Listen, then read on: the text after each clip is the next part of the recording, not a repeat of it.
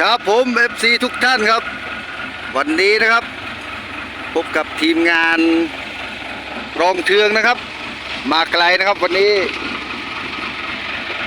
โดยรถเสียจุ๋มนะครับโอ้มืดไปหน่อยคันนี้แรงครับ195บูครับโชเฟอร์เบิ้ลหน่อยเบิ้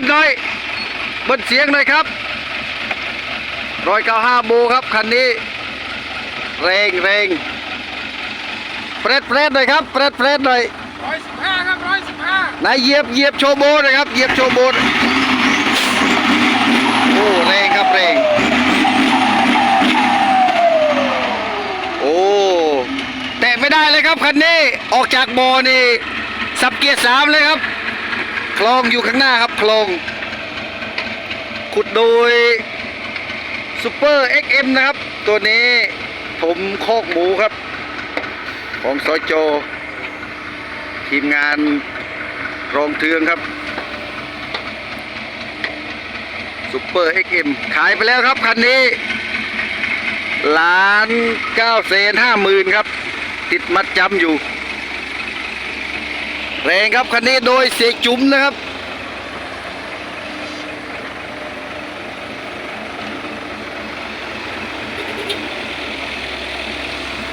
ตามด้วยนะครับรถเสียยะนะครับอาจจะมืดไปหน่อยนะครับบังแสงเร็วครับคันนี้ใหญ่แรงครับแรงคันเร่งนี่เกือบไม่ต้องเหยียบเลยนะครับคันนี้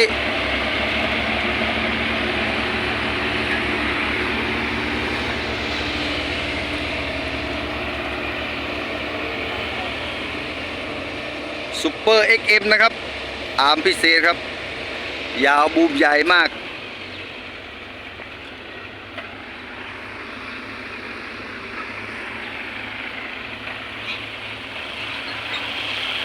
ตามด้วยฮีโน่นะครับซีรีส์500นะครับ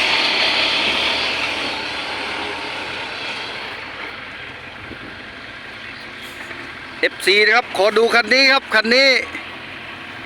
แรงเป็นพิเศษนะครับ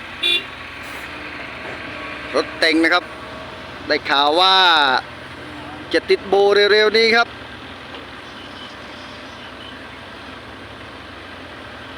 มาแล้วนะครับมาแล้วสยามเมืองยิ้มครับคันนี้115ครับรถเดิมๆครับสโลว์เพลากลางครับคันนี้เดี๋ยวไปดูการออกตัวนะครับแรงครับแรงคันนี้เป็นสีอย่างสวยครับสีสวยงามมากเลยพวงมาลัยพาวเวอร์นะครับขาดอิบหน้าอิบหลังได้กี่เที่ยวแล้วครับวันนี้10 เที่ยวแล้วโอ้พอกินแล้วพอดีแดดส่องครับไม่ค่อยชัดวิ่งประมาณวันละ30 เที่ยวครับทีมงานนี้คุณภาพทีมงานคุณภาพ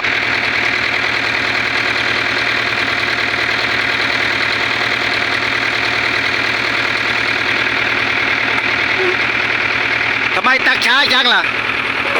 ฮะทำไมตักช้าจังไม่ได้ไปนอนบ้านหรอมั้งโอ้โชเฟอร์หลับเลยมากนี่ใจลอยหรือเปล่านี่โอ้รถแต่งครับรถแต่งครับสวยครับคันนี้เดิมๆนะครับเป็นสีข้างประตูด้วยนะครับ